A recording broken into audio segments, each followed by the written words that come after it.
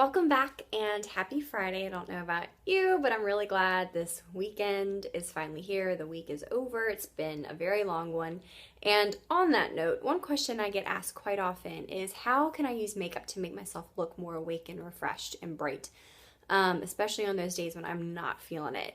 The first thing I have to say about this, a kind of a disclaimer, is that in order to look bright and fresh, one of the things you cannot do is use a lot of makeup to cover your skin. So that means in order to truly look, your best, you have to really think about what you're putting in your body and how much sleep you're getting, which I know nobody gets enough sleep. And you have to think about your skincare routine. So once you have those things on lockdown, that will go very, very far in helping you look more awake overall.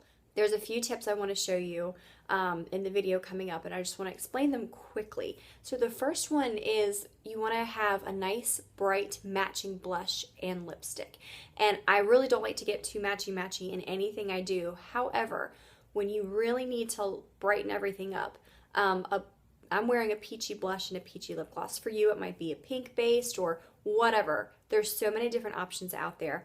But these colors kind of play off of each other and instead of competing with each other, so that brings more attention to those areas and makes you look like you're full of life and have color in your face and have that youthful flush and glow. So match your blush and your lipstick or lip gloss in a brightening shade for you. And if you need help with that, finding out what kind of color that would work for you, for me it's peach, go to a Sephora or a department store or wherever and have someone help you pick out a really great brightening blush and lip gloss for you.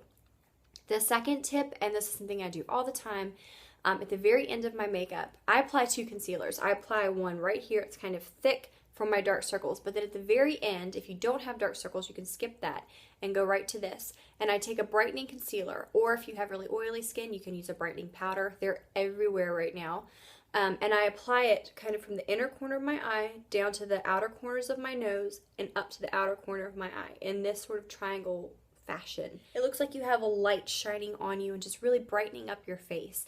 And if you want to see a really great example of this, look at Kelly Ripa. She has amazing makeup and she works really early mornings, but she always looks so fresh. And one of the reasons is because she uses minimal makeup, because she has great skin, and she does this she always has this area really nice and bright. So my third and final tip is about your eye makeup.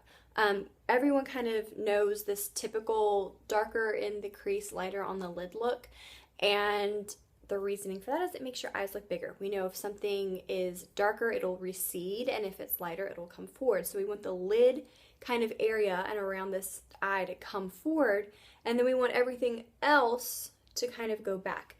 The key is, and you'll see it in the video coming up, I use kind of a light brown shade first, and then I go in right around my eyeball with a much darker shadow and then blend them together. And all that does is that creates just a little bit more depth. So when someone's looking at you, your eyes look extra open and you look extra bright-eyed.